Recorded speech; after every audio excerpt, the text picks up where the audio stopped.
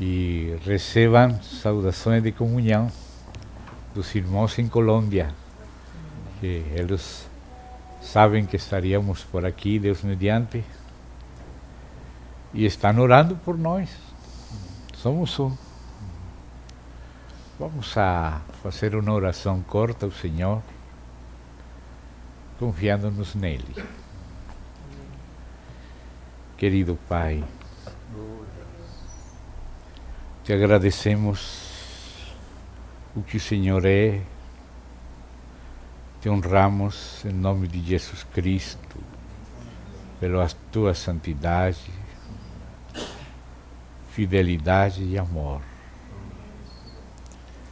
Invocamos teu nome em nome de Jesus Cristo.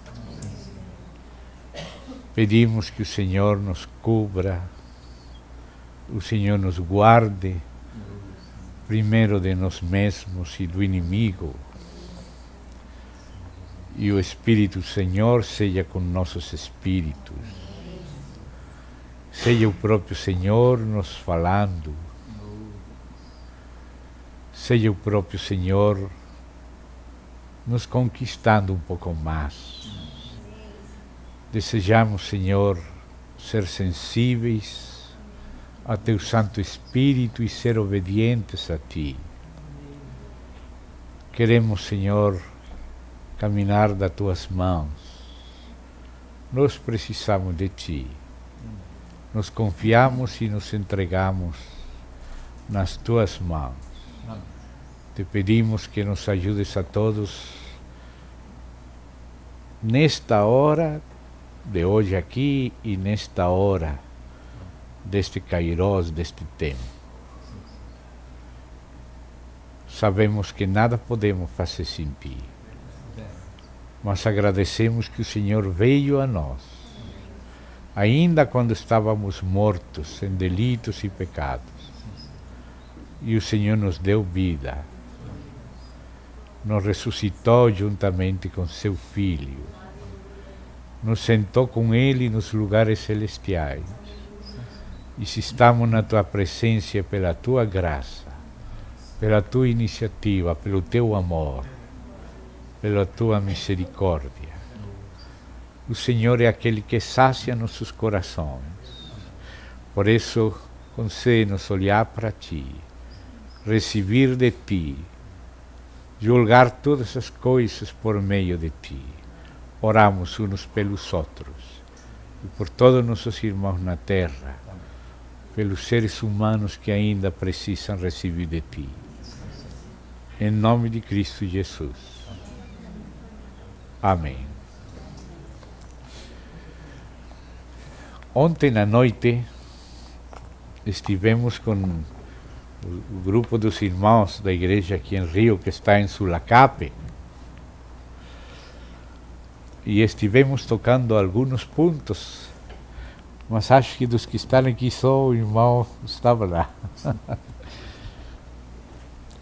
Então, gostaria de compartilhar algo complementário com eles, o que se tratou lá, mas tendo em conta que os que estiveram lá não estão acá, e os que estão acá não estiveram lá. Então, você me vai perdoar que eu vou repetir algumas coisinhas, sim. Se Deus permite. Amém. Vamos na Bíblia abrir algumas passagens. Inicialmente quero abrir os primeiros versos de Apocalipse e também Colossenses, capítulo 2. As duas passagens estão relacionadas. Comecemos por Apocalipse, capítulo 1. Aí vamos ver inicialmente os primeiros versos. Apocalipse, ou revelação de Jesus Cristo. que Deus lhe deu para mostrar a seus servos as coisas que em breve devem acontecer e que ele, enviando por intermédio do seu anjo, notificou a seu servo João,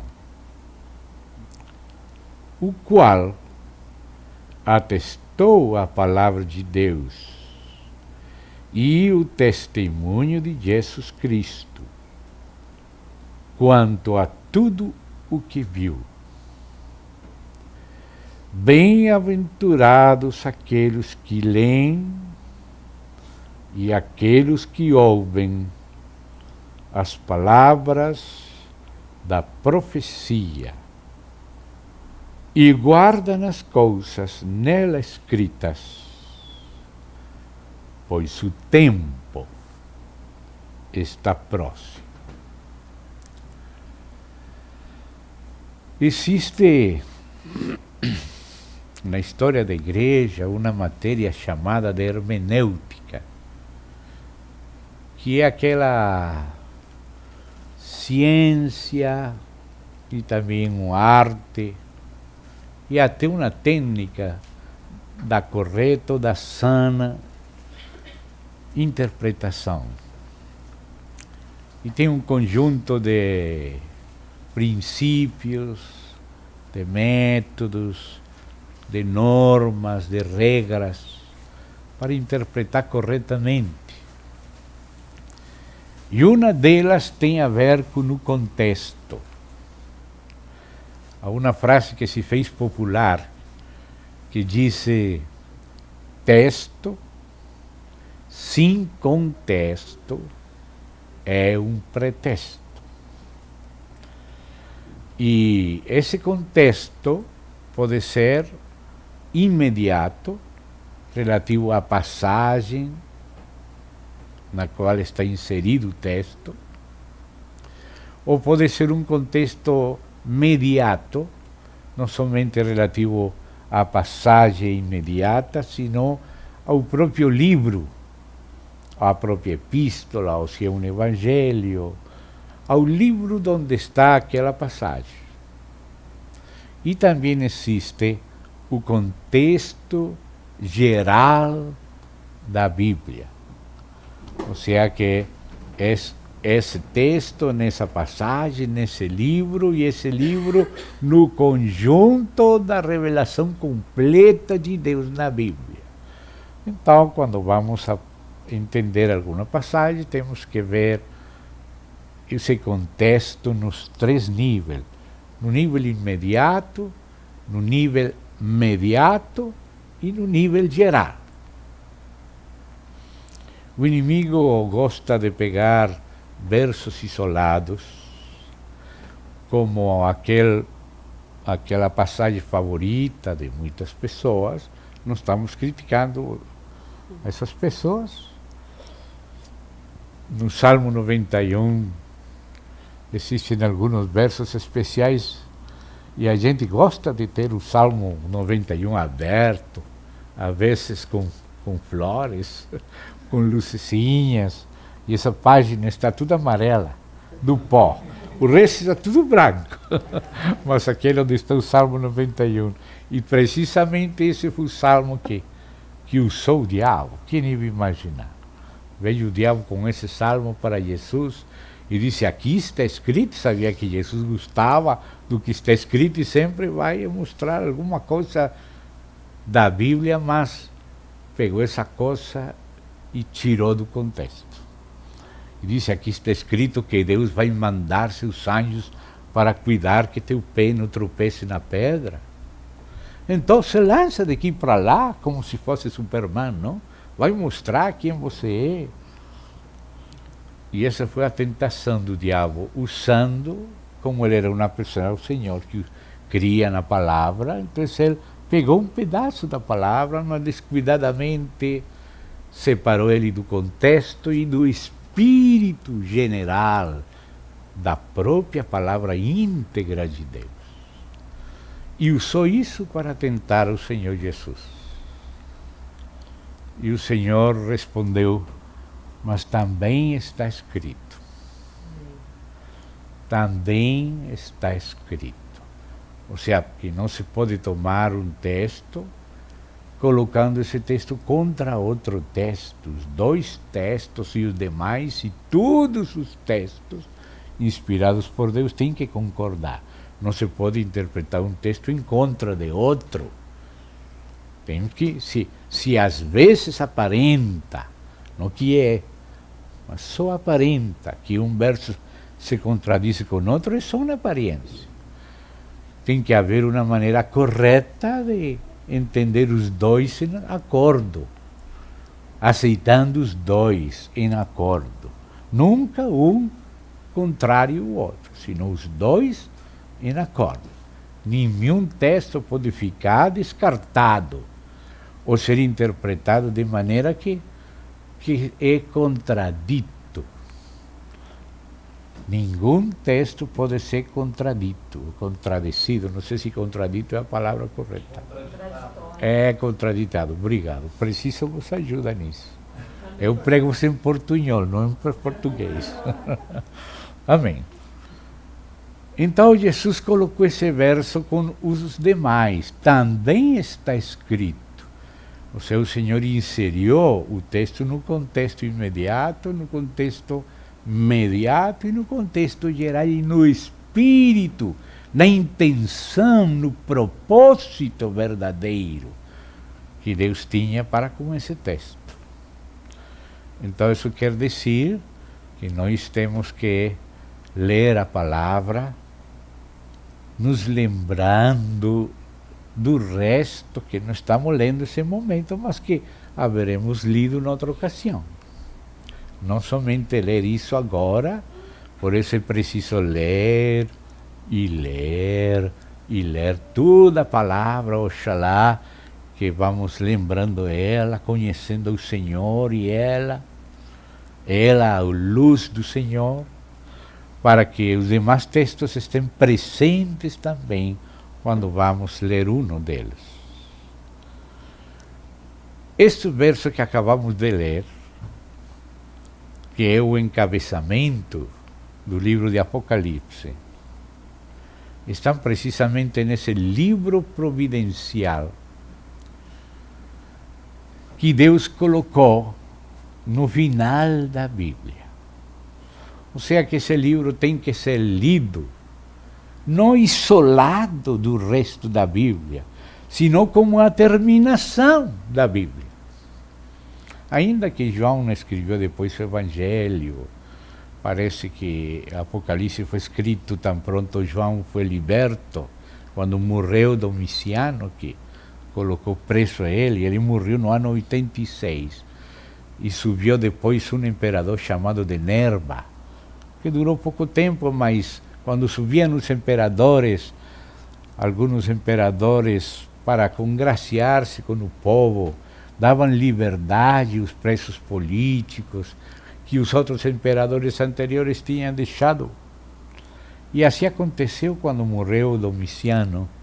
Nerva libertou os presos e João estava preso lá na ilha de Patmos, e ele gozou daquela libertação da parte de Nerva.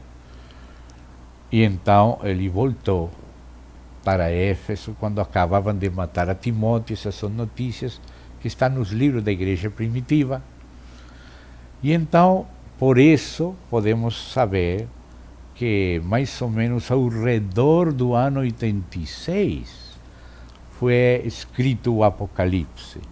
Depois que ele voltou, João, para Éfeso, e ficou em Éfeso, naquela região, até morrer perto de 100 anos. Então ele escreveu também o Evangelho de João e as epístolas. Mas no sentido temático, João é como aquele que completa a Bíblia, é o último escritor escolhido por Deus para terminar a revelação proposta por Deus para nós na Bíblia. Ele é o escritor que terminou a Bíblia, completou os evangelhos com o evangelho dele.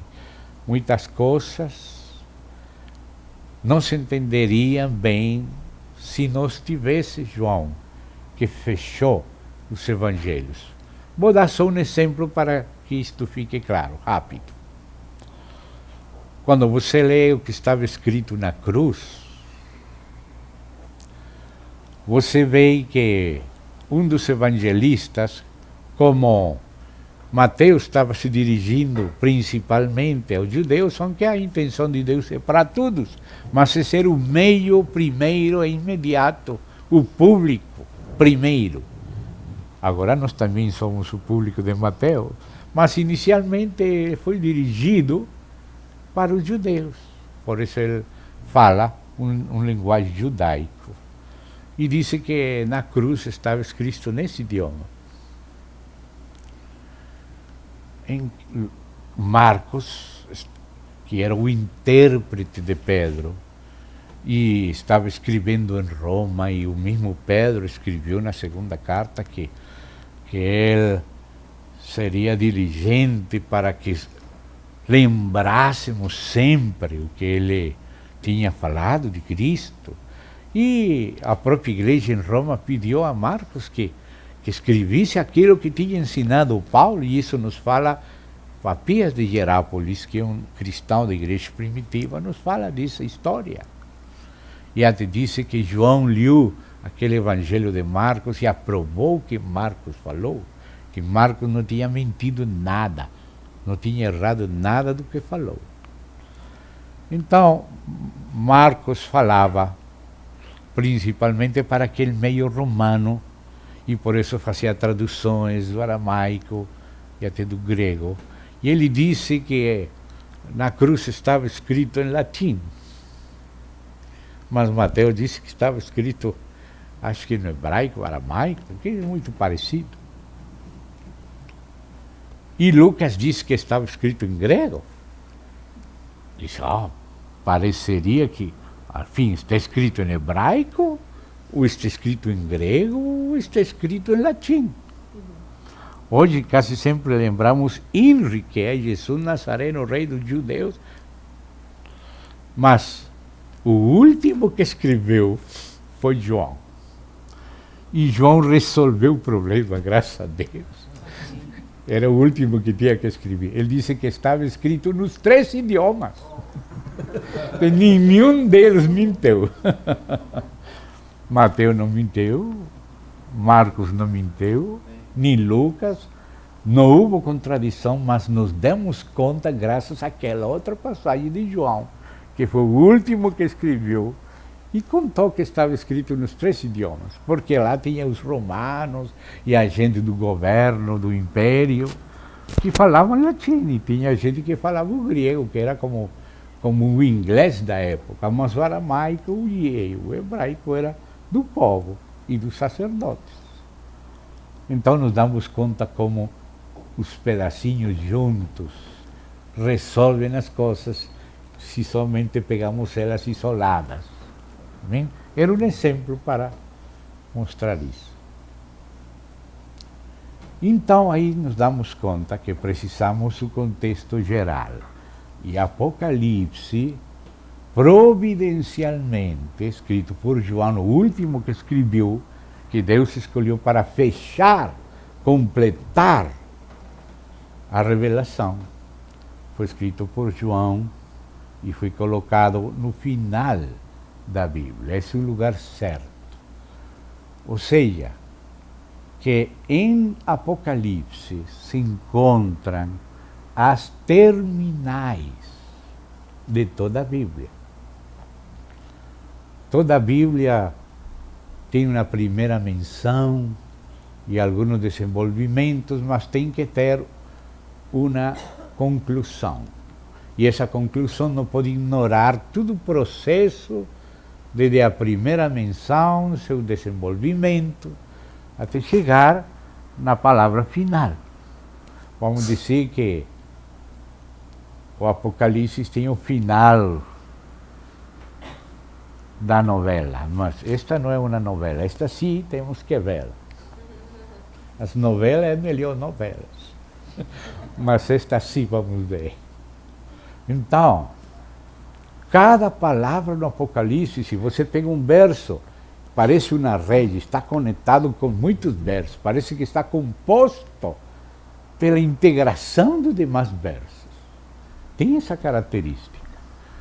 Você não pode pegar uma passagem do Apocalipse e encontrar ela sozinha, porque o objetivo era concluir tudo. Concluir a revelação. Ontem lembrávamos com os irmãos lá em Sulacap de um escritor moderno, já não é contemporâneo, mas é moderno. Judeu e tcheco ao mesmo tempo, não? As duas nacionalidades, judeu e também tchecoslovaco, que ainda era Tchecoslováquia, agora é Tchequia, só Eslováquia. E ele é famoso, esse escritor chamado de Franz Kafka. E este escritor tinha uma particularidade que é contrastante com a particularidade da Bíblia. As novelas dele não tinham conclusão. Ele tinha uma novela, por exemplo, chamada Do Processo, e começava ele descobrindo que estava num processo. Parece que a própria consciência acusava ele, mas a sociedade não sentia que podia fazer o que queria, não sabia porque estava num processo e procurava entender o que era o processo e por que ia ser processado, ou se sentia processado. Termina a novela, não acabou o processo. Não chegou a nenhuma conclusão. Outra novela era chamada O Castelo. Nessa novela ele tinha que fazer trâmites para poder chegar lá e falar, resolver o caso dele no castelo, mas tinha que ir para cá, mas aqui tinha que ir para lá, fazer outro trâmite. Toda a novela era de trâmite em trâmite, sem resolver. Não é aqui, mas onde está o que é? Vai para lá e terminou a novela, não resolveu nada. Graças a Deus que este livro de Deus não é uma novela, é uma civela que tem conclusão, que tem uma conclusão eterna e definitiva. Não sempre é um final feliz. É um final feliz para os que conhecem a Deus, através do processo e do trâmite da vida. Conhecem a Deus e recebem Ele em Cristo. Nascem de novo e crescem nele, caminham com Ele e reinarão também com Ele. Eles terão um final feliz. Outros não. Outros que não conheceram a Deus, o que não lhe obedeceram, não terão um final feliz. Mas graças a Deus que a palavra de Deus tem conclusão. E essa conclusão, esse final do drama, está em Apocalipse. Mas o interessante é o encabeçamento deste livro, que constitui o desenvolvimento e cumprimento de toda a palavra de Deus. Apocalipse, revelação de Jesus Cristo. Essa é a chave do assunto. Jesus Cristo. Através dele conhecemos a Deus. Deus se revela como Ele é. Amém. E Ele se dá a nós. Amém. Também como Ele é. Graças a Deus. Esse é o assunto, não só do livro, sino da Bíblia, da revelação divina. É por seu Filho Jesus Cristo. Deus tudo fez por Jesus Cristo. O Pai nada planejou sem Jesus Cristo. Gosto desta tradução de Ferreira de Almeida em Provérbios 8, porque aqui nesta de Reina Valera não está tão claro nesta porção como está. Sempre eu estou como se fosse uma final de Brasil com a Alemanha. Às vezes o gol é de Ferreira de Almeida e às vezes o gol é de Reina Valera. Por isso eu tenho as duas, porque às vezes um conseguiu traduzir melhor e às vezes o outro, e acho que vão empatados. E o gol de Ferreira de Almeida, neste caso, está em Provérbios 8, quando fala de que o Senhor é o arquiteto do Pai. Vamos ver isso, se querem encontrar, vamos lá, Provérbios capítulo 8, onde fala Cristo. Ele é aquele eu que diz, eu a sabedoria. No capítulo 8, 12, você vê que aqui está Cristo, que é a sabedoria e o poder de Deus, falado em primeira pessoa, justamente através do filho de Davi, figura de Cristo, Salomão, que pediu de Deus sabedoria. E a sabedoria de Deus, que é Cristo, então lhe foi concedida. E Salomão falou aquela sabedoria que lhe deu Deus. E a sabedoria de Deus é o Filho de Deus. Eu, a sabedoria, habito com a prudência, disponho de conhecimentos e de conselhos.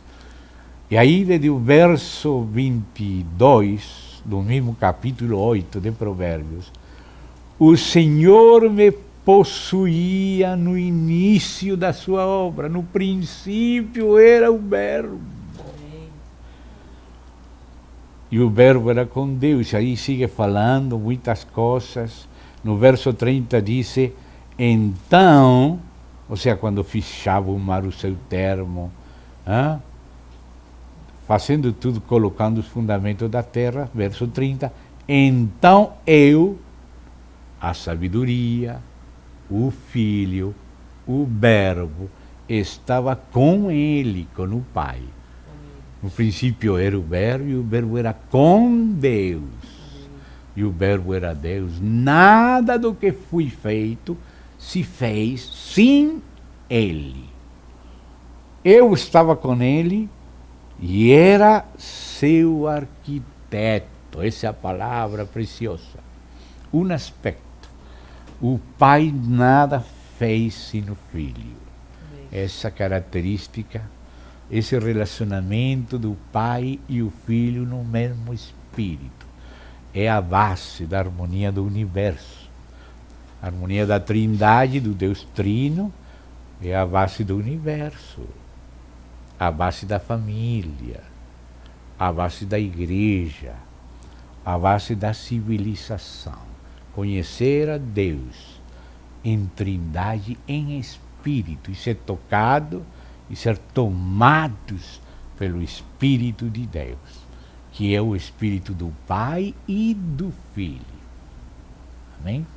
Como está em Mateus, como está em Gálatas. Então aqui aparece um aspecto, arquiteto do Pai, com o Pai sempre. Agora, para criar conforme aqueles planos arquitetônicos de Deus, o Pai se fala também que ele é o arquiteto, o construtor e arquiteto da cidade de Deus, da civilização de Deus, que está no coração de Deus, nos civilizar. Deus nos está civilizando com seu Santo Espírito. E então precisamos conhecer a Ele para ser civilizados, tratados, configurados à imagem dele.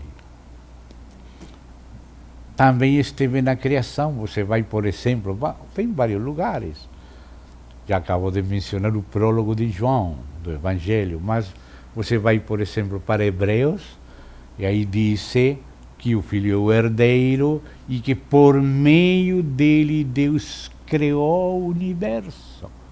Deus fez tudo através do Filho. Ou seja que o Pai não criou nada sozinho, sino com o Filho. O Filho é o arquiteto do Pai e o Filho é o criador também com o Pai. E o Espírito também esteve na criação, se movendo. Amém? Quando Deus falou, façamos, é porque o Pai faz a parte dele, o Filho faz a parte dele, o Espírito faz a parte dele. Façamos o homem, e esse homem não é o primeiro só. Claro que começou com o primeiro, mas quando ele falou, façamos o homem, não se referia só a um marido da Eva, Quando ele falou, façamos o homem, também esse homem, um homem corporativo, é o corpo de Cristo. Era para ser toda a humanidade incluída aí. O coração de Deus inclui a humanidade, mas não inclui forçando. Eu quis juntar teus filhos, mas você não quis. Ele quer que nós queramos. Por isso, quando ele criou o homem antes da queda, claro, era livre o homem. O homem que Deus quer, que ele criou, era livre. Nada impedia ele escolher. E ainda depois de caído o homem, depois da queda, ainda Deus sigue falando, tenho posto diante de ti a vida e a morte, escolhe, pois, a vida. E claro que o homem sozinho não pode escolher, mas a graça devolve a capacidade de escolher, mas não escolhe por nós. Precisamos da graça para escolher.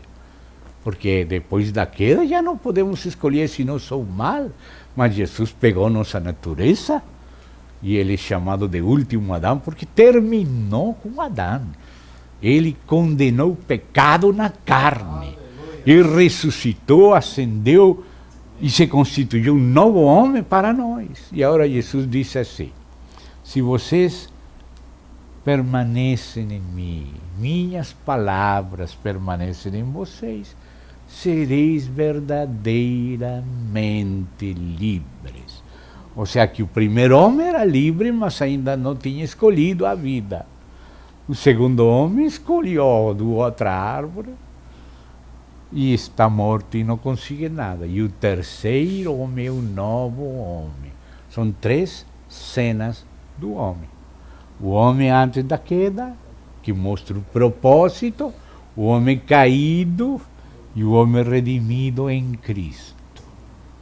Então agora na união com Cristo recuperamos a liberdade e recuperamos a capacidade perdida pela graça de Deus.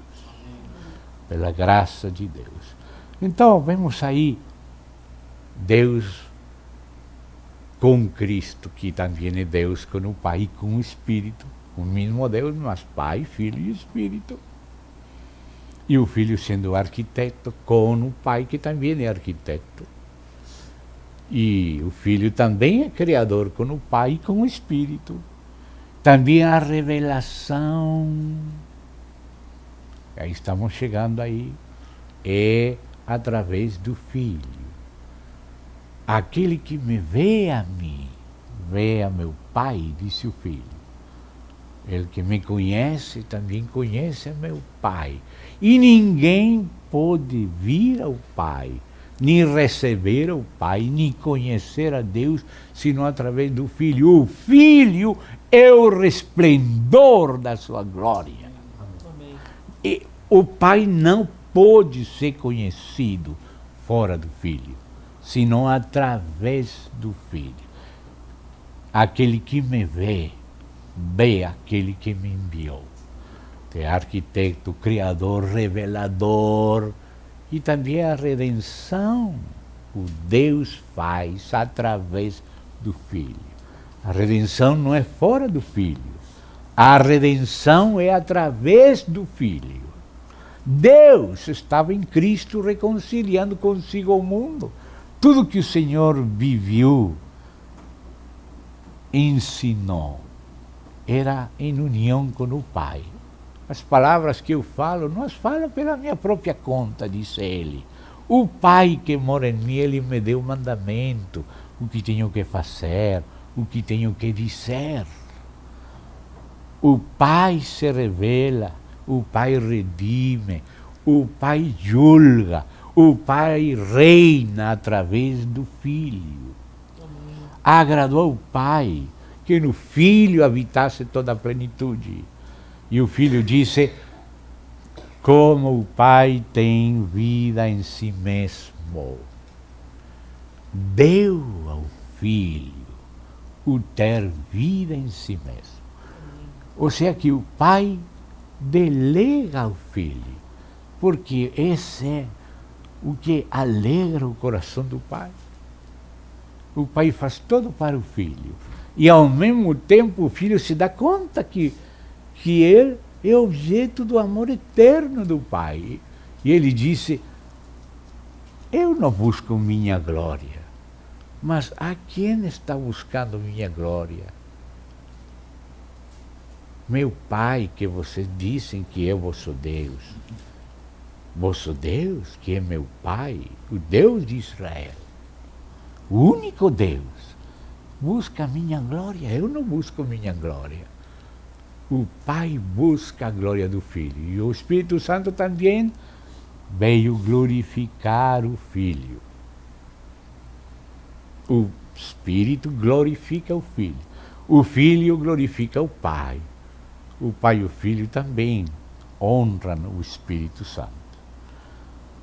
Você vê que depois que tudo lhe seja submetido ao Filho, Filho, se assenta aqui à minha destra, eu vou fazer algo. Eu vou colocar todos os teus inimigos debaixo dos teus pés. Isso é o significado da história. Isso é o significado do que tem estado acontecendo desde que Cristo ascendeu.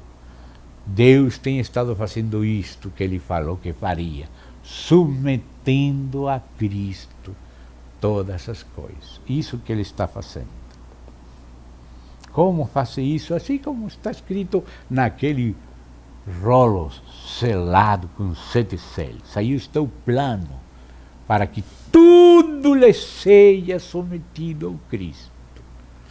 Claro que isso pode implicar alguns terremotos, mas é parte.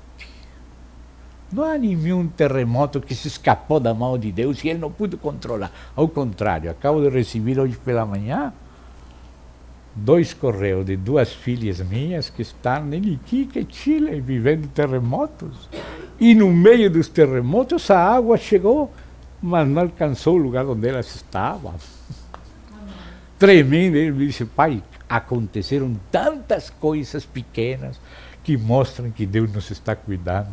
Oh, meu Deus!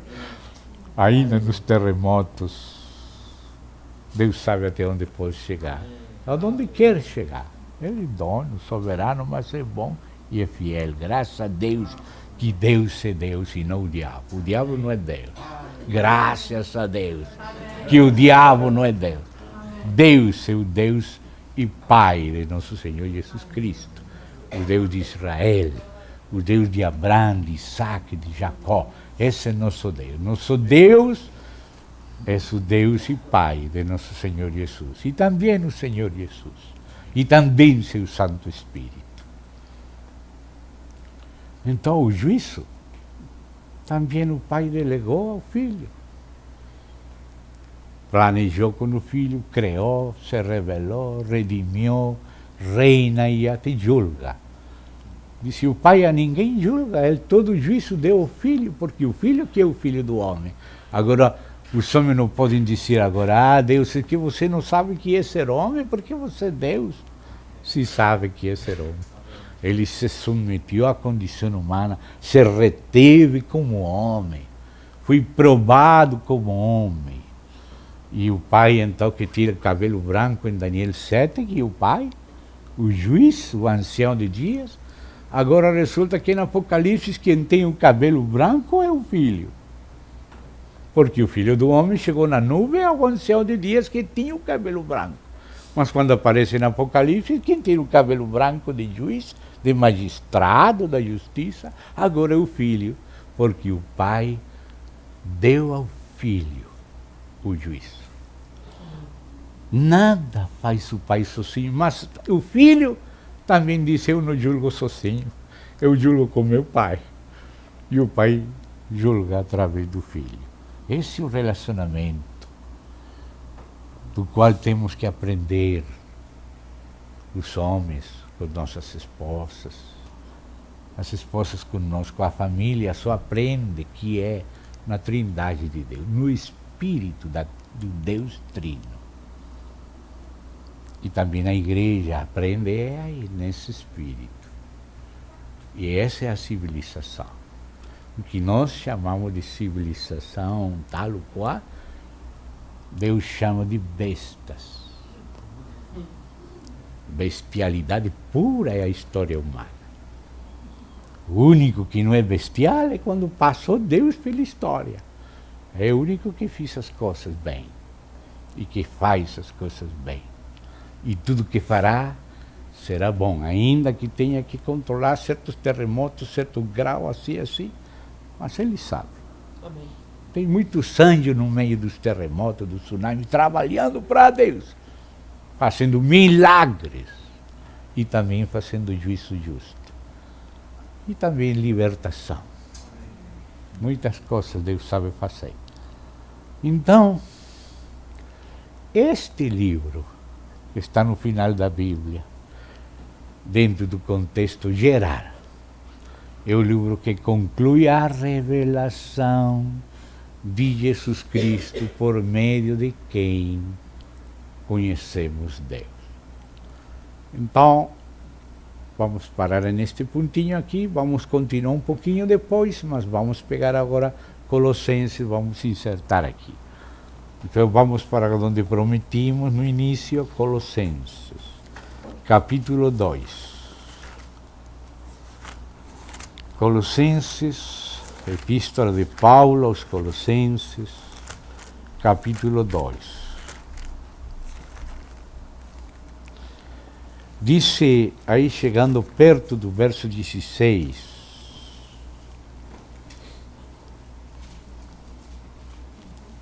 vamos ler aí.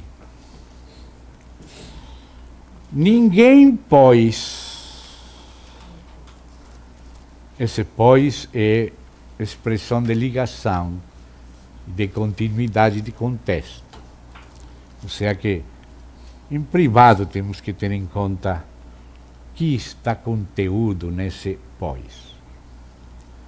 Ninguém, pois, vos julgue por causa de comida ou bebida, o dia de festa, ou lua nova, os sábados, porque às vezes dentro do meio religioso pegamos coisas, separamos elas do intento divino, do Espírito de Deus, do contexto e convertimos em religião opressiva. Pode ser judaísmo exagerado, pode ser gnosticismo, que é o caso aqui da Epístola de Paulo, que está cortando cabeça para a direita e esquerda, nestes dois aspectos das heresias gnósticas e também as judaizantes, sem ser antissemita. Quando falo disso, não sou antissemita. Eu sou filosemita, mas bíblico. Então diz aqui, porque qual é o sentido real de aquelas leis dietéticas? O sentido dentro do contexto geral da economia divina. Tudo isso tem sido sombra das coisas que haviam de vir, porém o corpo é de Cristo. Ou seja, a realidade que projeta a sombra, porque sempre uma sombra é projetada por um corpo. Quando a luz se encontra com esse corpo, produz uma sombra. E antes de chegar o corpo, entra a sombra. Você quando vê a sombra que está se movendo, vem um menino. Passou um cachorrinho.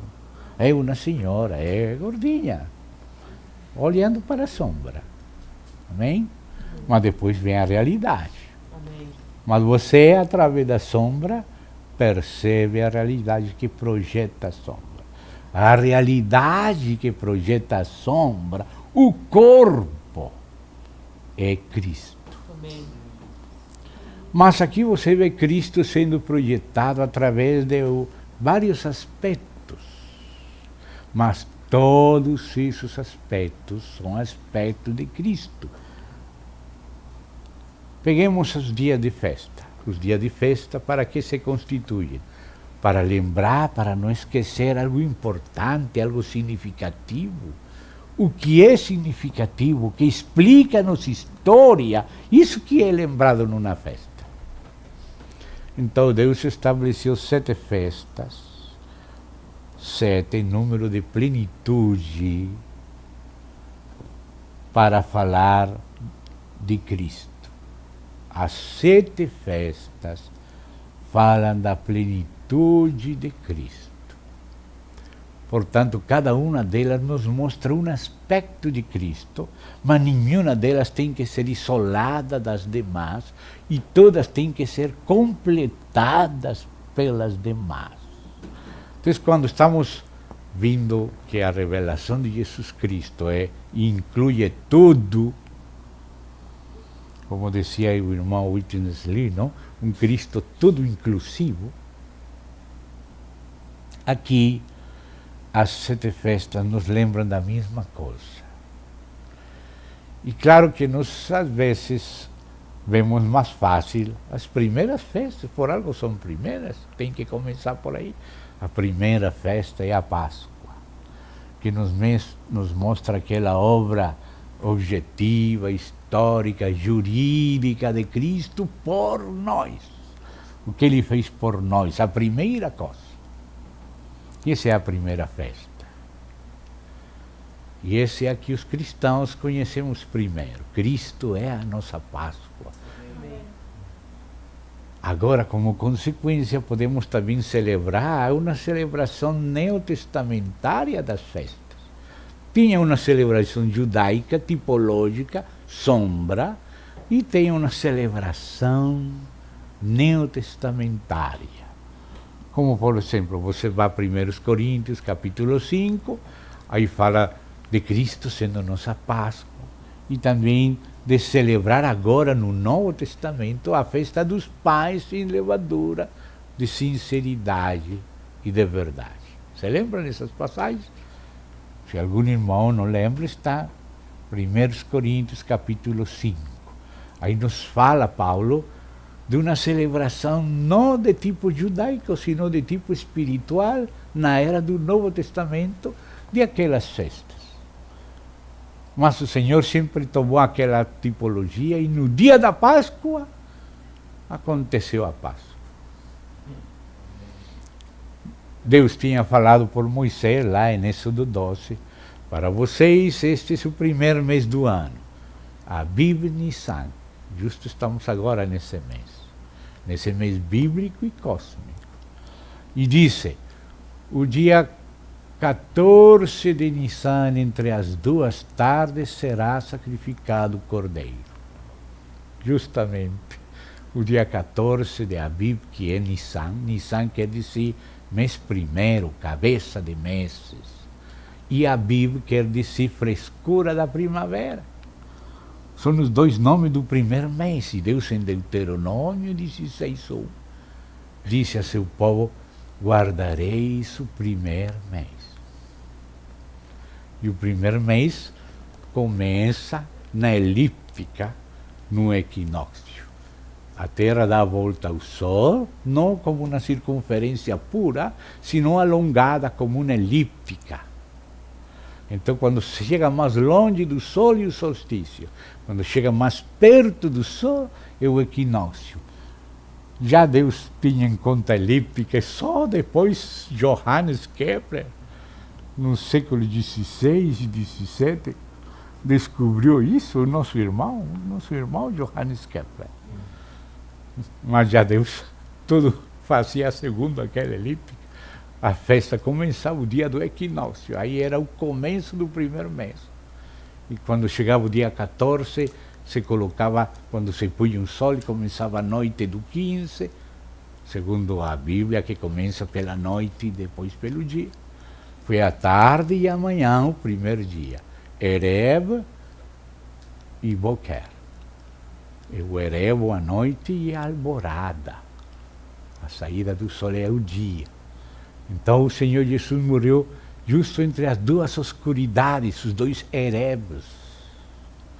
Bem, ele foi pegado, açoitado à hora terça, que é às 9 da manhã. E foi crucificado à hora sexta, no meio-dia, e morreu na hora nona, às 3 da tarde. Ou seja, exatamente no dia 14, entre as 2 tardes. Esse dia, exato. A tipologia deu espaço à realidade. A tipologia era a sombra, mas chegou o cumprimento, que é a realidade. Amém.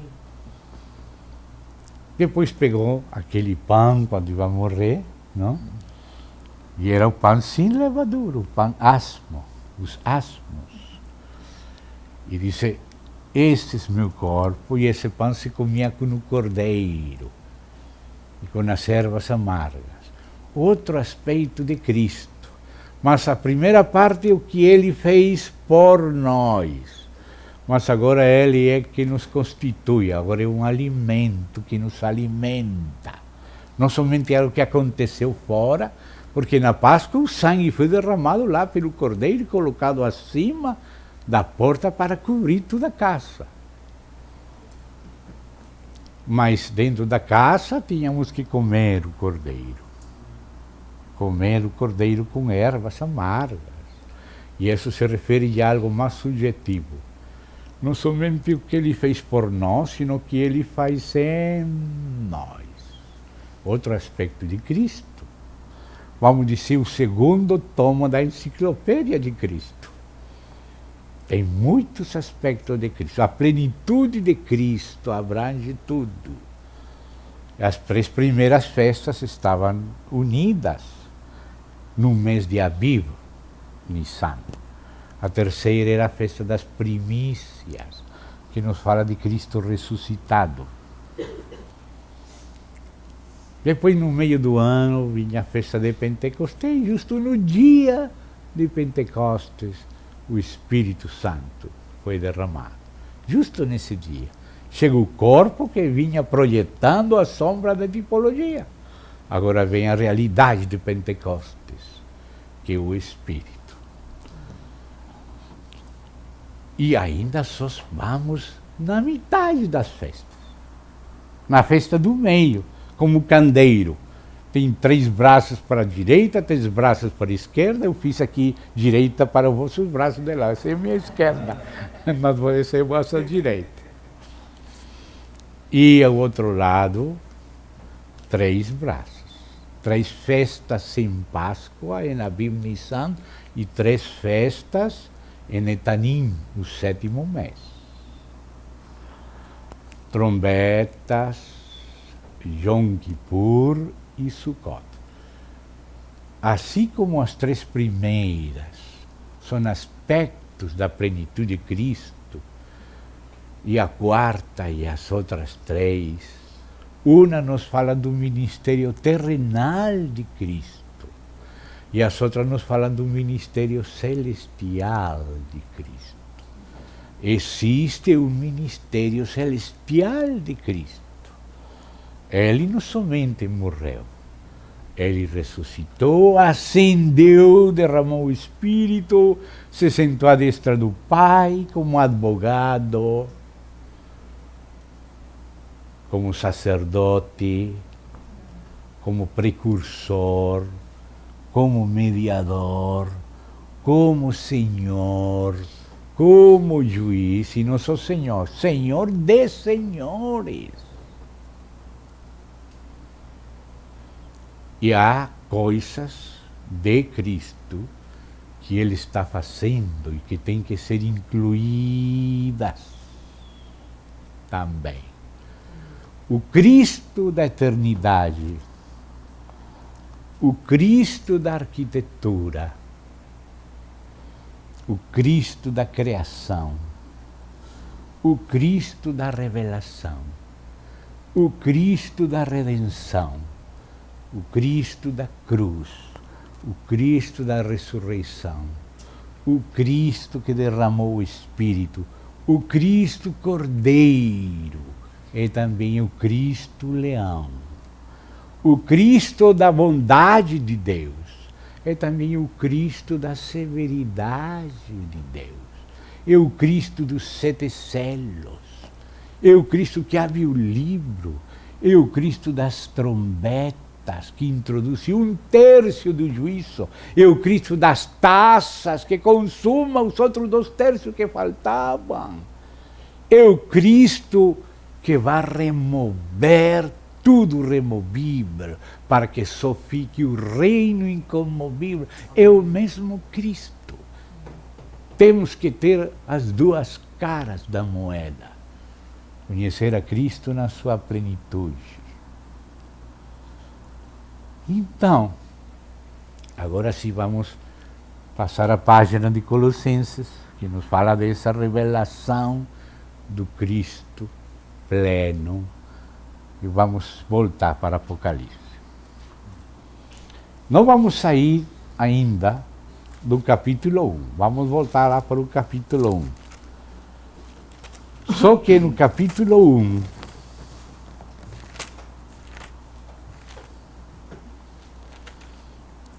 encontramos uma expressão que diz no verso 11. Aqui Deus fala para João, não? Diz no verso 10, Hashem em espírito no dia do Senhor. E ouvi por detrás de mim grande voz como de trombeta, dizendo: o que vês, escreve em livro e manda às 7 igrejas. E o que Cristo fala para as 7 igrejas, o Espírito fala para todas as igrejas. Esse é o princípio de analogia. 7 igrejas históricas, que também são proféticas. Quer dizer que o Senhor trata assuntos históricos reais que aconteceram com aquelas igrejas que havia naquele tempo de João, que receberam cópia do livro quando ele enviou de Patmos. Mas todo esse livro é também uma profecia, ou seja, que o Senhor está falando para cada igreja o que ela tem que ser tratada. Mas quando o Senhor está tratando com uma igreja histórica, também está profetizando, porque tudo aquilo é também profecia. Apocalipse, desde o princípio ao fim, é profecia. Bem-aventurado aquele que lê, os que ouvem e guardam as palavras desta profecia. Tudo Apocalipse é também uma profecia. Então temos que ter uma primeira leitura histórica, gramático-histórica, sabendo que existia aquela igreja de Éfeso, onde viveu João, e existia aquela igreja de Esmirna, onde viveu Policarpo, discípulo de João, e Ireneu, discípulo de Policarpo, e aquela igreja histórica de Pérgamo, onde estava o trono de Satanás. E esse altar de Pérgamo foi que levou Hitler para Berlim. O altar de Satanás que havia em Pérgamo, Hitler levou para Berlim. E depois assim cada igreja.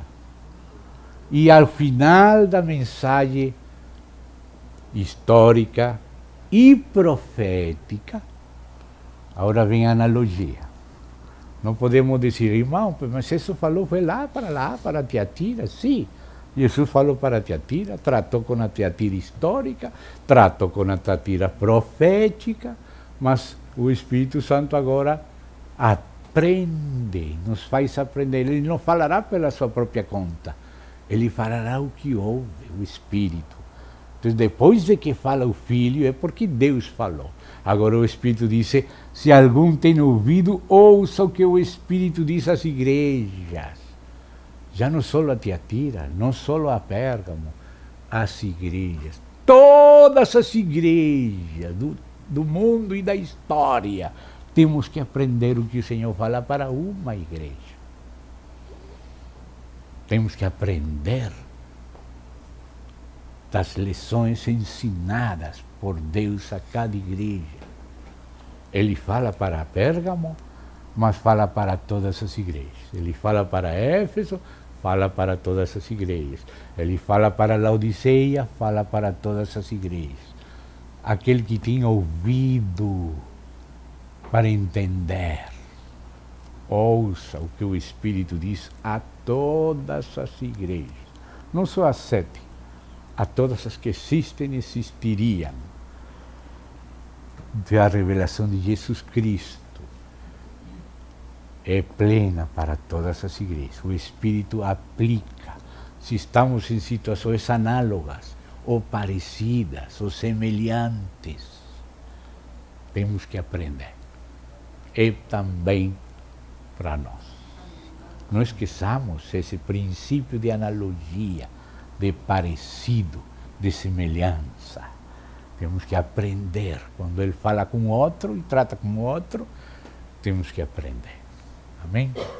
Então, irmão, agora diz aqui, capítulo 1 de Apocalipse, verso 11. O que vês, escreve num livro e manda às 7 igrejas. O que vês. Agora esse o que vês, que aparece no verso 11, todo integrado, que se refere a toda a revelação de Jesus Cristo, que está em todo o Apocalipse, que conclui toda a Bíblia. O que vês é a revelação de Jesus Cristo plena. Ele, próprio Jesus Cristo, distribui em 3 partes chaves. E essas aparecem no mesmo capítulo 1, depois da revelação do Cristo glorificado, no verso 19. Então vamos aí, Apocalipse 1, 19. Note que no verso 1 fala, o que vês. Isto envia às 7 igrejas. Agora diz o verso 19. Escreve, pois. Esse pois é porque é a continuação do verso 11. Escreve, pois. Quer dizer que o verso 19 equivale ao verso 11.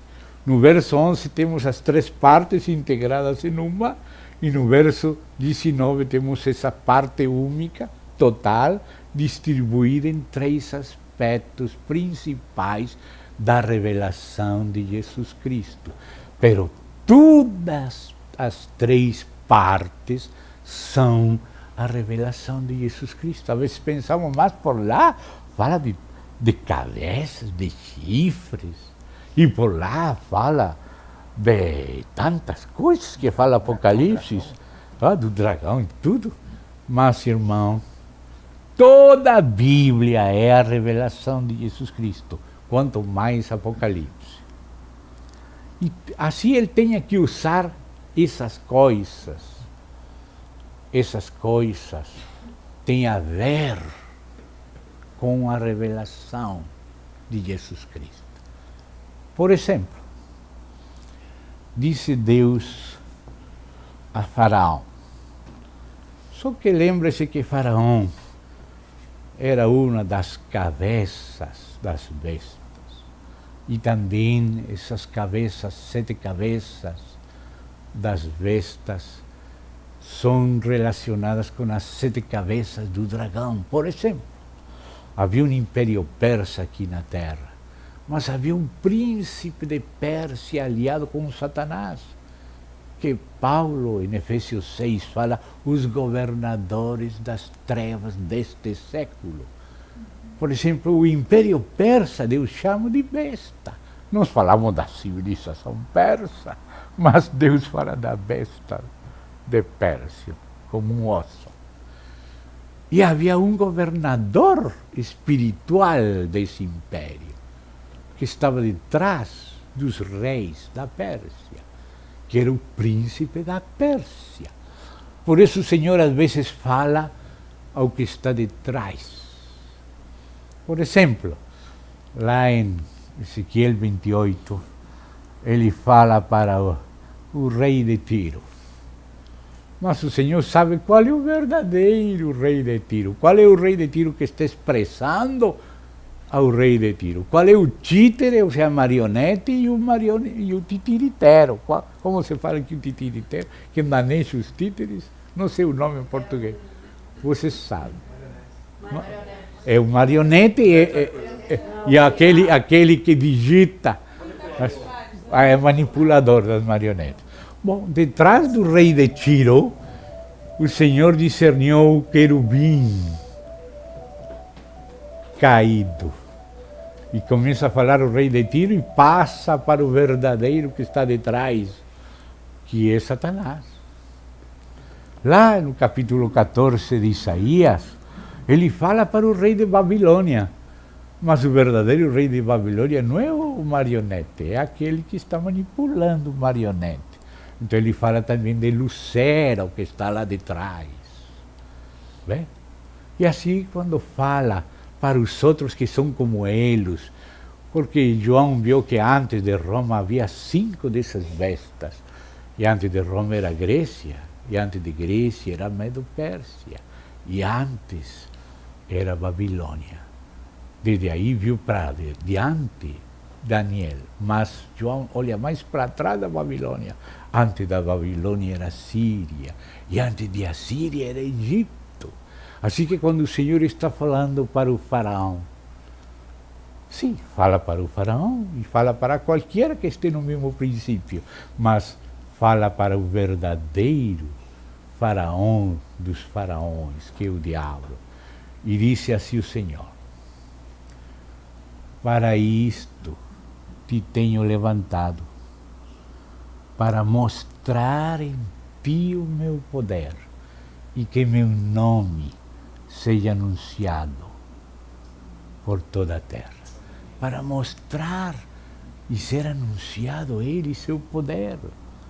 Para isso permitiu o faraó se levantar e o diabo se revelar antes que o faraó e se expressar através dos faraós.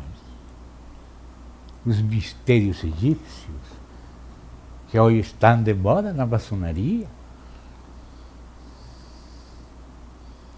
Nosso Senhor falou: para isto te tenho levantado. Ou seja, que até aquelas cabeças e chifres no meio do Apocalipse servem para que Jesus Cristo seja revelado, e Deus seja revelado, conhecido e dispensado. Então não vamos nos deter nas considerações só das cabeças, dos chifres, isolado do contexto, porque não temos interesse somente em saber acerca dos chifres, mas temos interesse em saber acerca de Cristo. Mas Cristo se revela quando somete todos esses inimigos. Senta, filho, me adestra. Eu vou colocar todos os teus inimigos debaixo dos teus pés. E esses inimigos têm passado ao longo da história. E Deus deu tempos e estações para cada um deles. E Ele muda os tempos e as estações, tira reis, coloca reis. E isso mostra o poder e a sabedoria de Deus, que é Cristo. Não pense que quando está lendo Daniel, está afastando-se de Cristo. Ao contrário, Cristo é que inspirou Daniel. E Cristo é que manda ler e entender Daniel. Porque o que nos mostra Daniel é o poder e a sabedoria de Deus na história. Aí estamos vendo Cristo também. Pode ser um aspecto distinto, mas não é outro Cristo, é o mesmo Cristo. E precisamos tudo isso. Aí em capítulo 2 de Daniel você pode encontrar essas expressões. Vamos aí, para que você veja isso. Daniel capítulo 2. Aí Daniel está, antes de começar nos detalhes, ele está resumindo o sentido do que ele viu e depois continua ouvindo também. Então aí no capítulo 2, verso 17 e seguintes.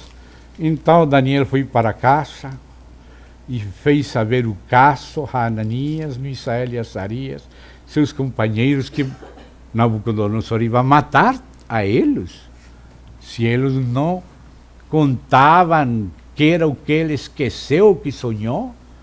Imagina, um homem tem um sonho e se esquece, e se os outros não dizem que era o que ele sonhou, vai morrer.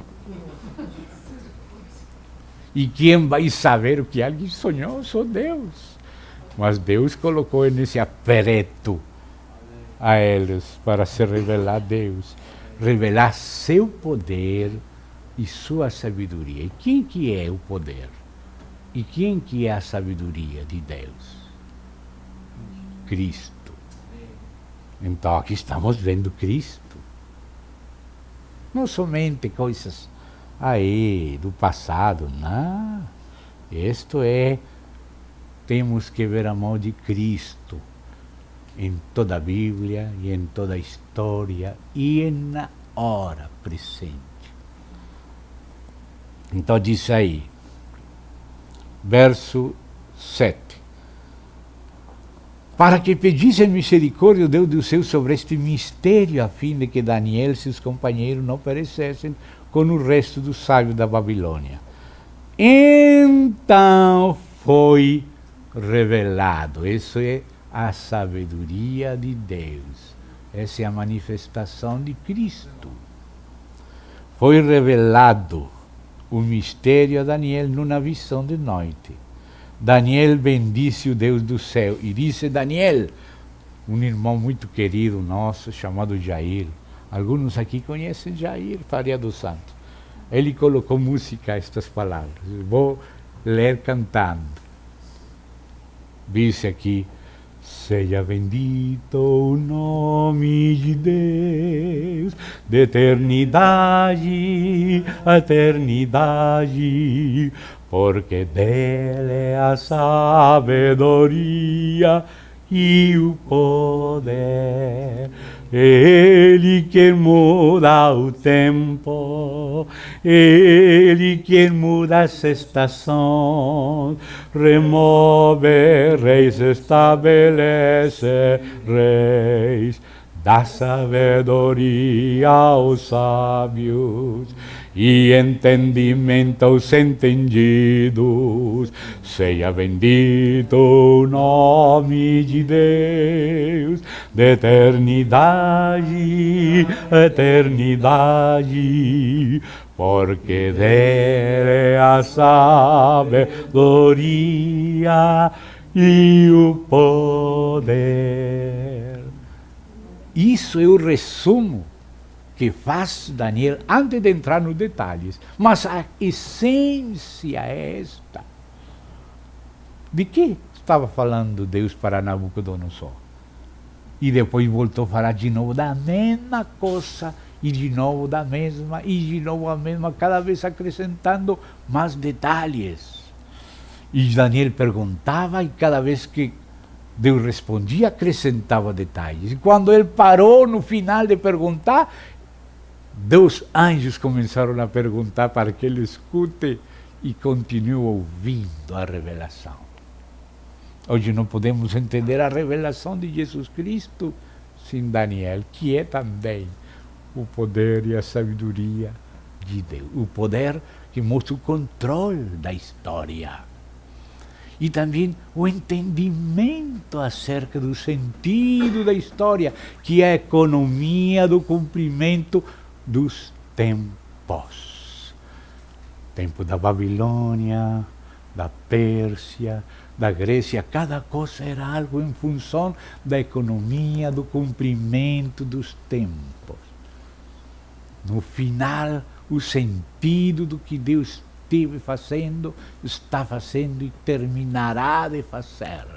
Isso é a economia do cumprimento dos tempos. E essa interpretação divina do sentido da história é a sabedoria de Deus, que é Cristo. Cristo. Então a revelação de Deus abrange todos os aspectos de Cristo. Amém? Então vamos voltar um pouquinho mais. Desculpem-me se tomo 5 minutos. Vamos voltar no capítulo 1. Mas vamos saltar, como disse, do verso 11 ao verso 19. Estavam nesse pois. Escreve, pois. E agora vai dizer, o que vês, agora vai dividir em 3 partes. Mas lembre-se, as 3 partes são a revelação de Jesus Cristo. Onde tivemos por causa que neste livro aparecem chifres, cabeças, mas já estamos falando que tudo isso é para revelar Jesus Cristo. Para que seu poder e sabedoria, seu controle da história, do universo, de tudo, está aí. Então agora é o que vês, escreve pois o que vês. Mas agora não vai falar o que vês, mas vai falar o que vês em 3 maneiras. Escreve pois as coisas que viste, e as que são, e as que hão de acontecer depois destas. Ou seja, que a revelação de Jesus Cristo é subdividida pelo próprio Jesus Cristo em 3 partes. Uma primeira, uma segunda e uma terceira. A terceira sigue a segunda e a segunda sigue a primeira. Não podemos parar na primeira. Não podemos tirar nunca a primeira, nem deixar que a primeira seja a primeira. A primeira é sempre primeira, mas a primeira sempre seguida pela segunda. E tampouco podemos parar na segunda, porque o terceiro sigue o segundo.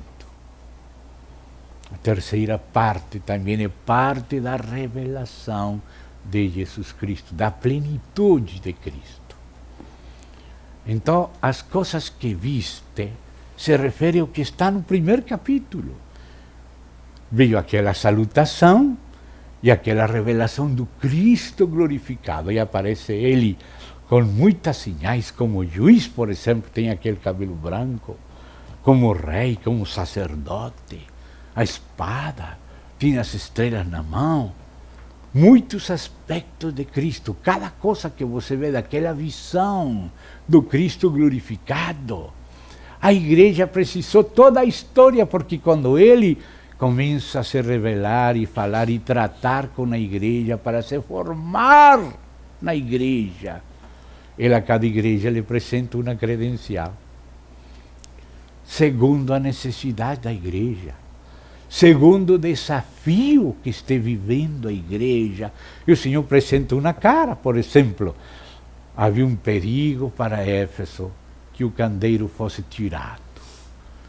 E como começa o Senhor falando aí? Olha aí o capítulo 2, verso 1. Estas coisas diz aquele que conserva na mão direita as 7 estrelas e que anda no meio dos 7 candeeiros de ouro. Para isso o Senhor escreve, manda escrever, para conservar a plenitude. Lembra-te de onde caíste, faz as primeiras obras, deixaste o teu primeiro amor. Essa era a situação de Éfeso. Então ele se apresenta como ele que conserva as 7 estrelas e os 7 candeeiros. Porque Éfeso corria o perigo de perder o candeeiro. De fato, não somente desapareceu o candeeiro de Éfeso, o próprio Éfeso desapareceu. Porque se minha igreja foi digna de continuar, menos a cidade, que é pior que a igreja. Agora o caso de Esmirna era diferente. Esmirna quer dizer amargura. Era a igreja em perseguição. Então o Senhor que falou para... Olha como se apresenta a igreja aí. Verso 8 do capítulo 2, segunda parte. Estas coisas diz o primeiro e o último, que esteve morto e tornou a viver. Ou seja, o Senhor sabe o que está passando com a igreja em Esmirna. Está em perseguição. muitos vão morrer, outros vão ir em prisão. Então o Senhor, como fala para eles? Conforme a necessidade deles, conforme a prova que eles tinham que passar. Eu estive morto. Eu não sou como os fariseus que vai colocar um peso acima de vocês, mas eles nem com um dedo querem tocar, não. Eu estive morto. Mas estou vivo. Eis aqui que vivo. Eu só que te digo, seja fiel você também até a morte. E eu, que estive morto, eu sei que isso, eu te darei a coroa da vida. Não sofrerás dano da segunda, só da primeira, mas não da segunda morte. Olha essa compreensão do Senhor. Ele todas as demais coisas, mas aí o que a igreja precisava nesse momento era conhecer aquele que esteve morto e nos pede ser fiéis também até a morte. E a promessa é conforme ao desafio. Mas o desafio da igreja em Pérgamo era diferente. Pérgamo quer dizer muito misturado, muito misturança, mesclado, como falamos em espanhol, não sei se existe essa mescla. Bom, obrigado. Então, como fala ele para a igreja? Já não disse eu só que estive morto, não.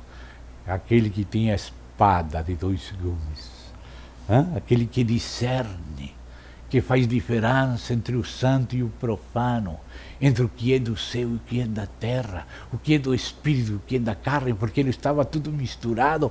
Passou a perseguição, agora chegou o shopping, agora o que eram templos pagãos, agora são templos dos cristãos, agora entrou a política, entrou todas essas propriedades e a gente estava misturado no mundo.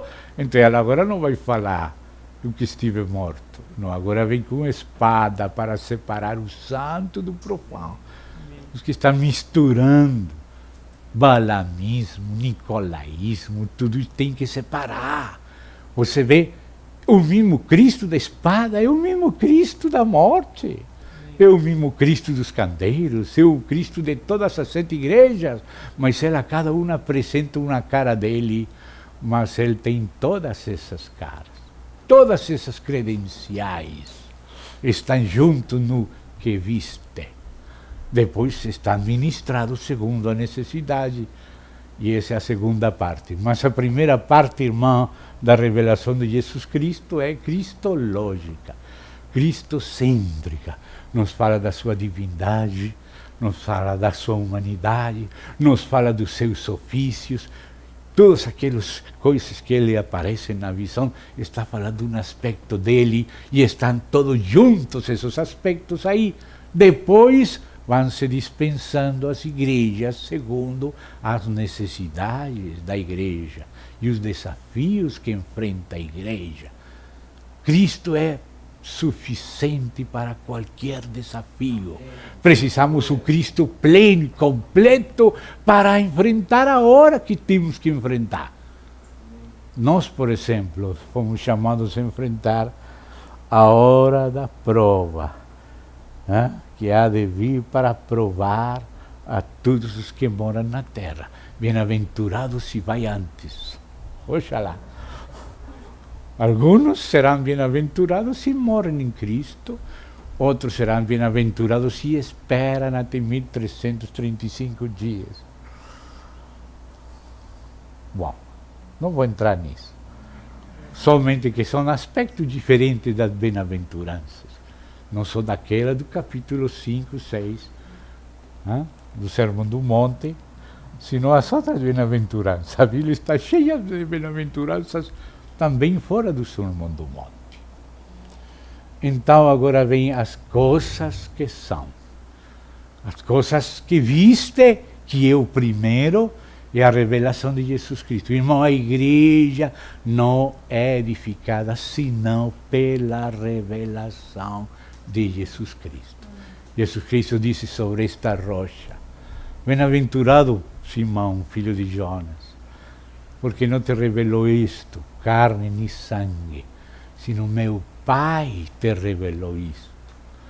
E sobre esta rocha, sobre a revelação de Jesus Cristo, confessada pela igreja, eu edificarei a minha igreja.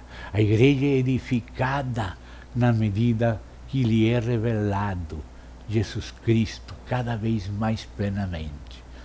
A igreja cresce na medida que conhece espiritualmente o Senhor Jesus Cristo. Nada faz crescer a igreja senão a revelação de Cristo. Cristo é o alimento que edifica a igreja.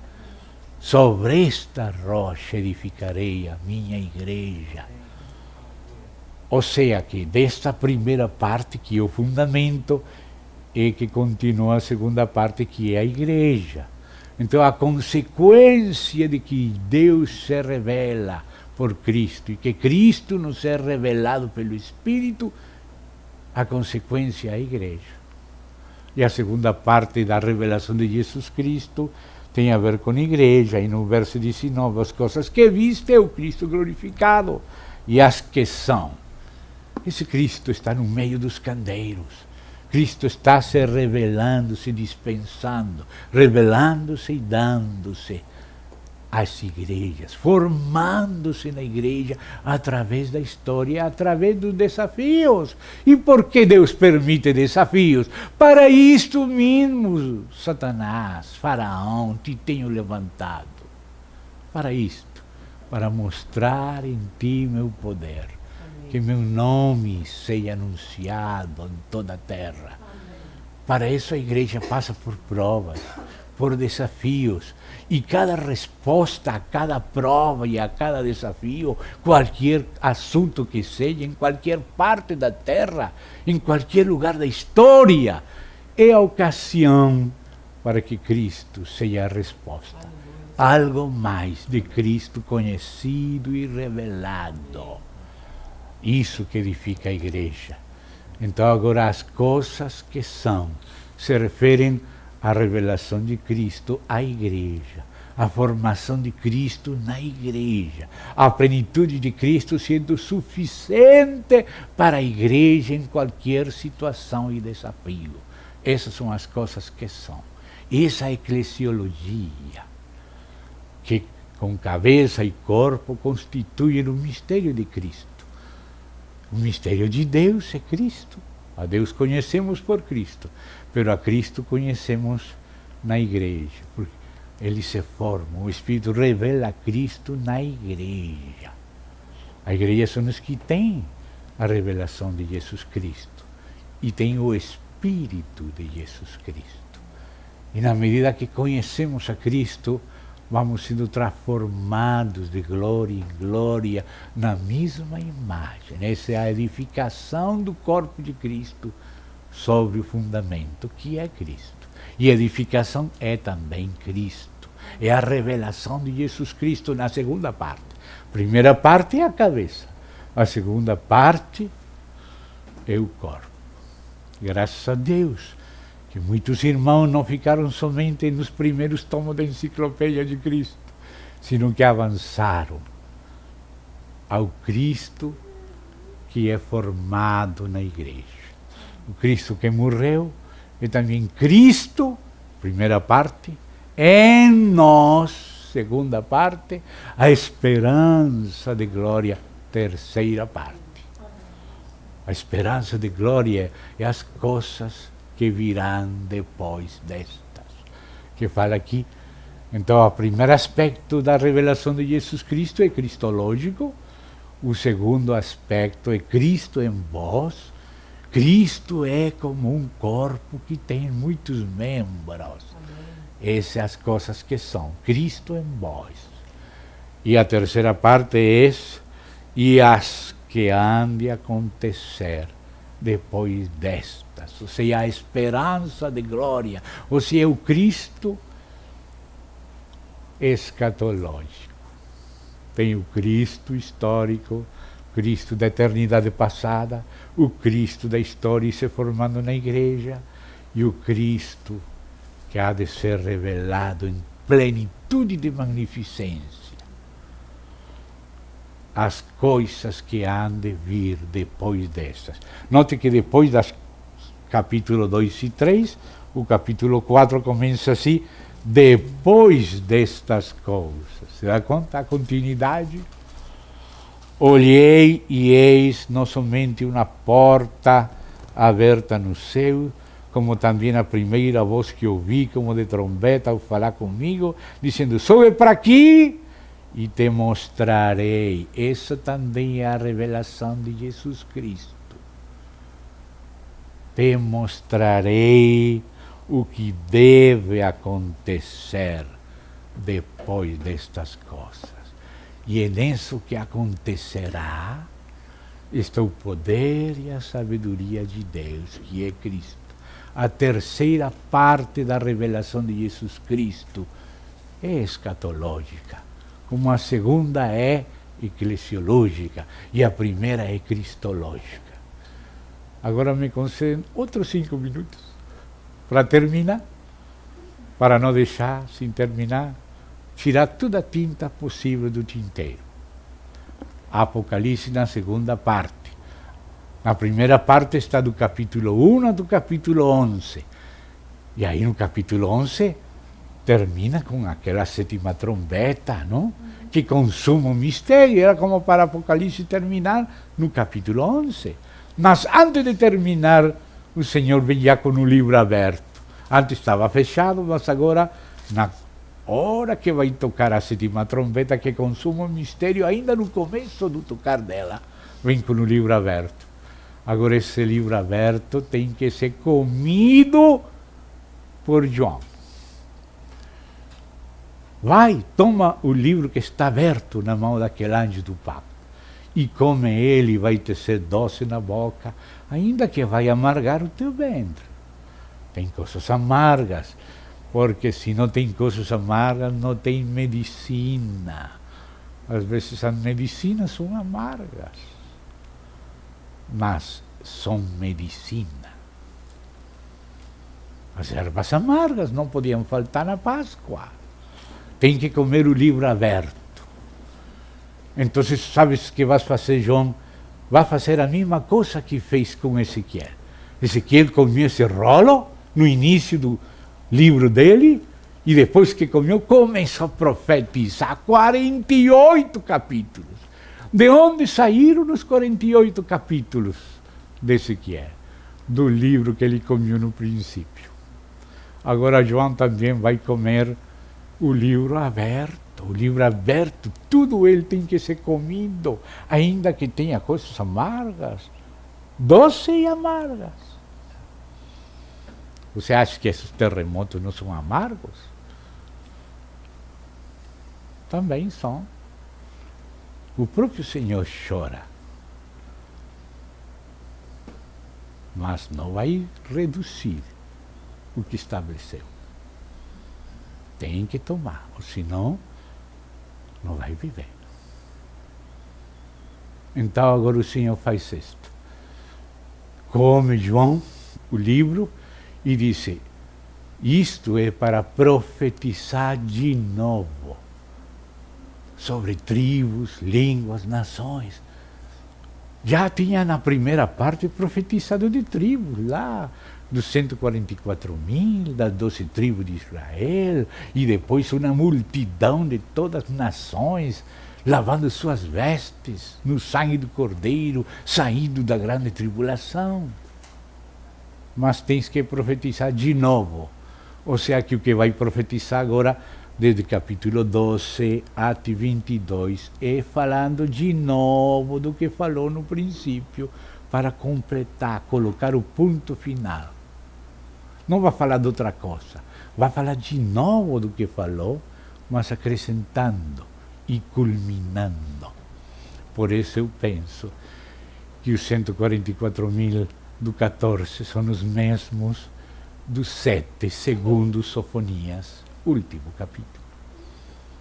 Por isso, porque é profetizando de novo sobre tribos, povos, línguas, nações, colocando na segunda parte a culminação, a completação.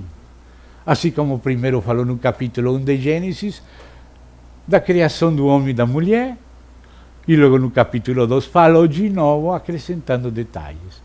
Assim como Daniel falou no capítulo 2 daquela história de bestas, até o reino de Deus que já não é besta. Amém?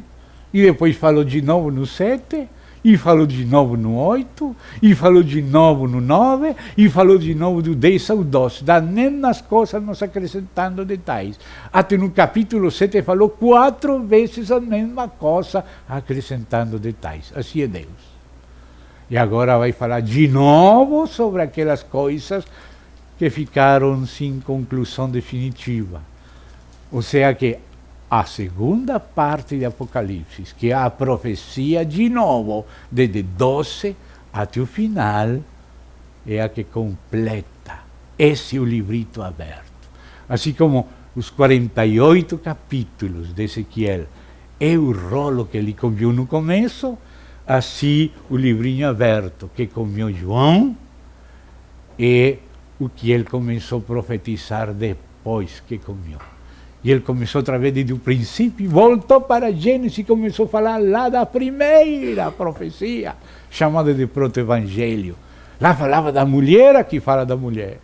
Lá falava da serpente, que fala da serpente antiga, aqui o diabo, Satanás, o dragão, com cabeças e chifres, mas é a mesma serpente. E a semente da mulher é o filho varão, no Novo Testamento. Na segunda parte de Apocalipse. Então, o livrinho aberto é a cerecinha acima do bolo. Aí se termina a revelação de Jesus Cristo. O livrinho aberto, comido e fechado. Nada mais se pode acrescentar, nem tirar. E no coração dessa segunda parte, desse livrinho aberto, está no capítulo 14, depois de falar dos 144.000, 3 mensagens de 3 anjos, que estão aí no livrinho aberto, na cerecinha que coloca o ponto final no bolo da revelação divina. A cereja, mas fala uma cerecinha pequena aí. Cerecinha. Amém? Glória a Deus. Obrigado. Eu gosto das grandes também. Bom, capítulo 2, verso 6.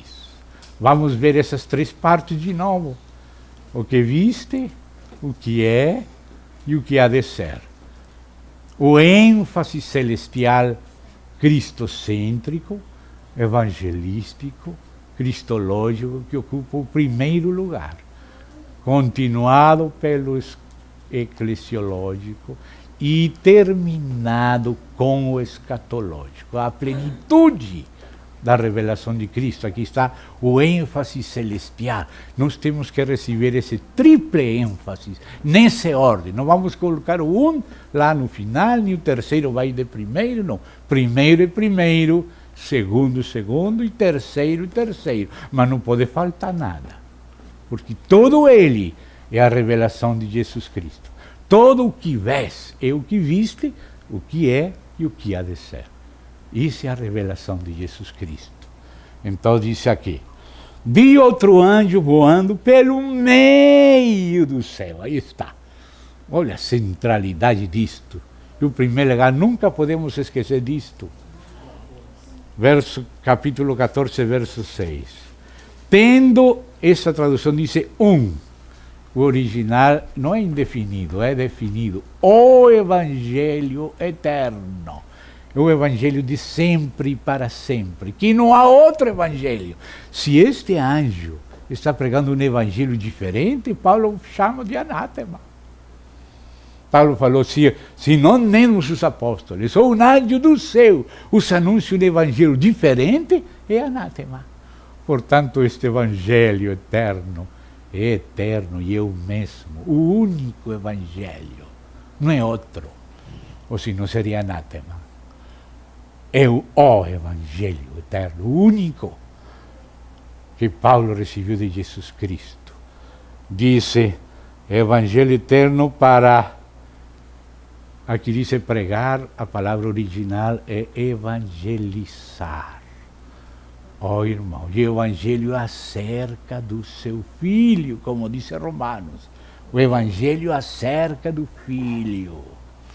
Então diz, para evangelizar aos que se assentam sobre a terra e a cada nação e tribo e língua e povo.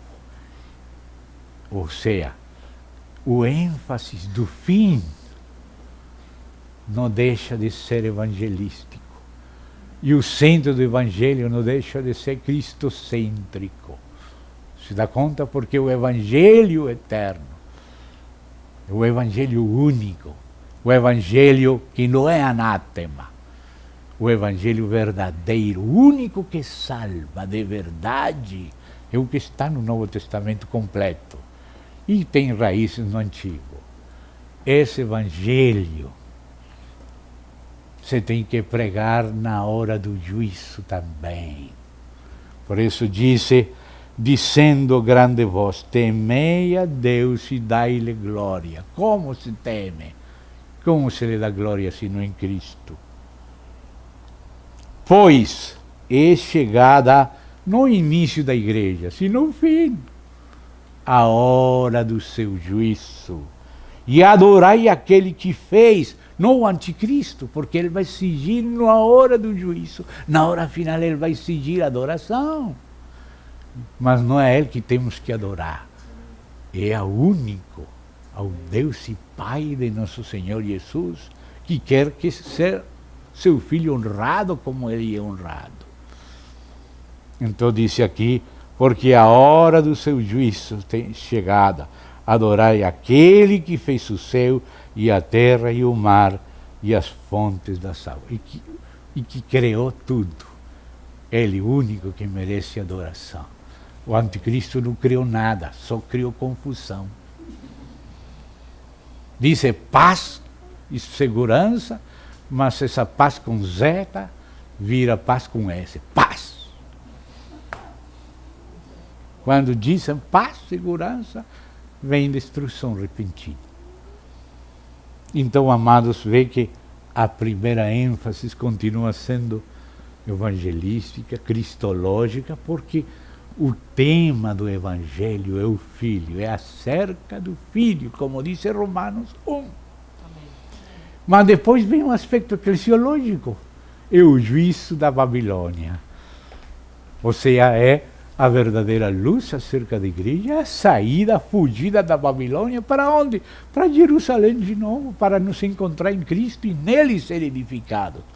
Mas o ênfase eclesiológico não é o primeiro, é o segundo. A igreja resulta de Cristo. Como dizia o irmão Stephen Kahn, se você prega a Cristo, obtém a igreja. Mas se só prega da igreja, vai ter muitos problemas. Esse nosso irmão muito sábio, tem muita experiência. A igreja resulta de conhecer a Cristo, de viver a Cristo. Aí resulta a igreja. Não se pode começar pela igreja, mas se tem que edificar a igreja sobre a rocha da revelação de Jesus Cristo. Mas o assunto da igreja tampouco é tudo. A igreja é aquele capítulo para que se produza nos vencedores. Porque Deus está nos facultando na era da igreja para reinar por 1000 anos com Cristo, primeiramente, e depois no reino eterno. Ou seja que o Evangelho acerca de Cristo, Cristo formado em nós, a edificação da igreja é para o reino eterno do Altíssimo com os santos do Altíssimo. Essa é a economia do cumprimento dos tempos. Então a terceira parte, o terceiro anjo, disse aí, seguiu-se. Ou seja que a coisa não para na igreja. Claro que tampouco pode ser ignorada a igreja, mas não termina na igreja. Continua a escatologia, mas de terceiro. Sem fundamento, não serve escatologia. Se dá conta? E sem igreja, tampouco serve. que hacemos um mundo falando de Apocalipse sem Cristo. Mas segue a terceira parte da revelação de Cristo. As que viste, as que são e as que hão de acontecer em breve. Então disse, seguiu-se a estes outro mensageiro, outra mensagem do céu, que é a terceira parte. Nunca tem que ser a primeira, mas não pode sair da terceira. A igreja não pode parar no segundo ponto. É a plenitude do conselho de Deus. Dizendo em grande voz, meu Deus, hoje a gente vem, irmão, não vai falar disso, cale a boca, só fala aqui para algum de nós. Mas o anjo não fez isso, ele falou em voz alta, para que se escutem, que todos ouçam, porque senão vão perecer para sempre. E o sangue deles estará em nossas mãos. Porque se o atalaia veio vir a espada e não fala, o povo perecerá por seu pecado, mas o sangue deles será demandado da mão do atalaia. Assim que, irmão, temos que treinar nossas cordas vocais para falar alto. Todo o conselho de Deus. Amém. Tudo na azoteia mesmo. Que escutem. Já depois verão que façam. Mas tem que ouvir. E que tem que ouvir também?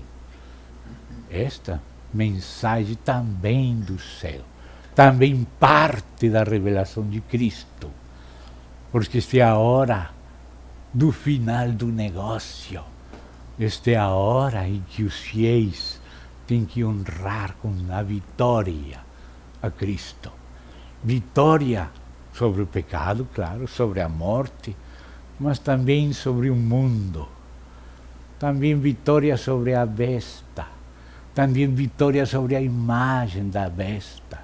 Também vitória sobre a marca da besta. Também vitória sobre o nome da besta. Como diz a Escritura. Assim descreve no capítulo 15, no capítulo 20, os vencedores. E com isso termino, lendo em voz alta. Vou ler em voz alta.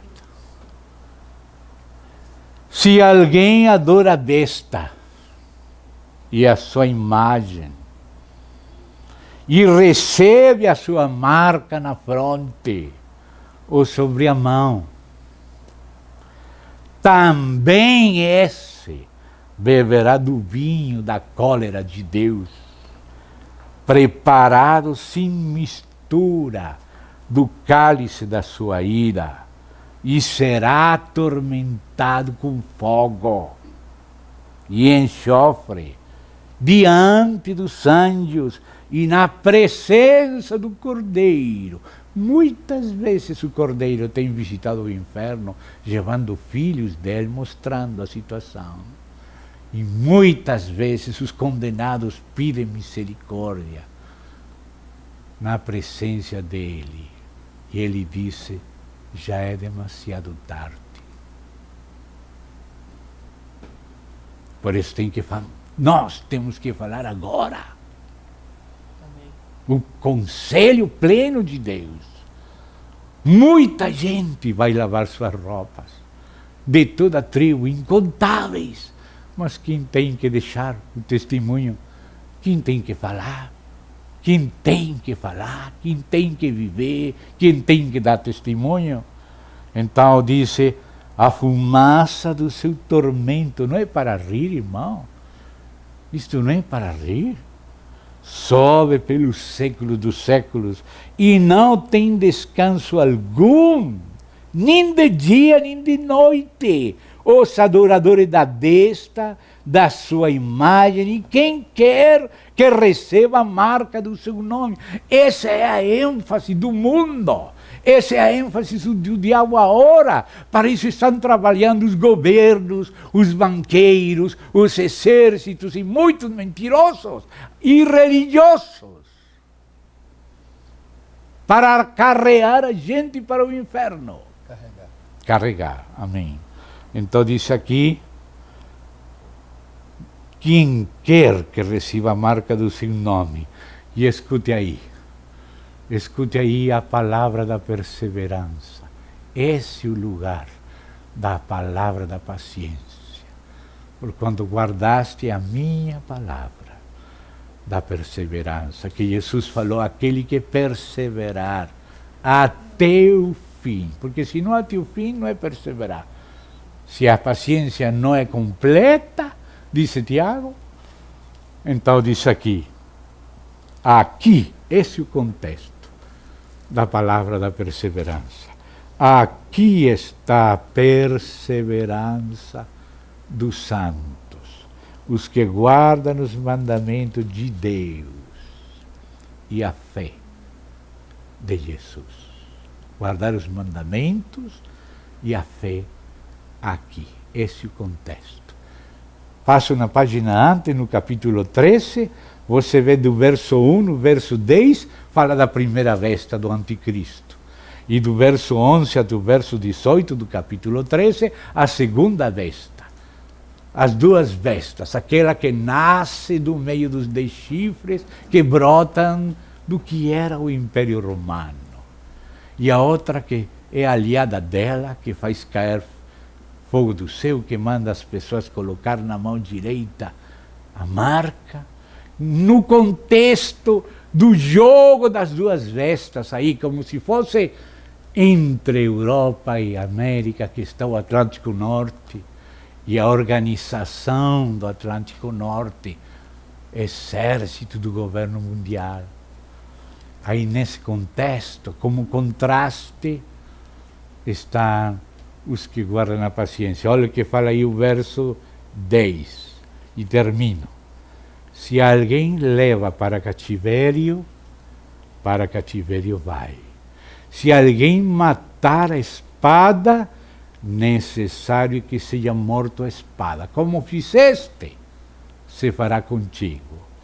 Aqui, no contexto, entre o capítulo da besta e da outra besta, e no coração desse capítulo, esse é o aqui, como no 14, aqui está a paciência, aqui está a perseverança e a fidelidade dos santos.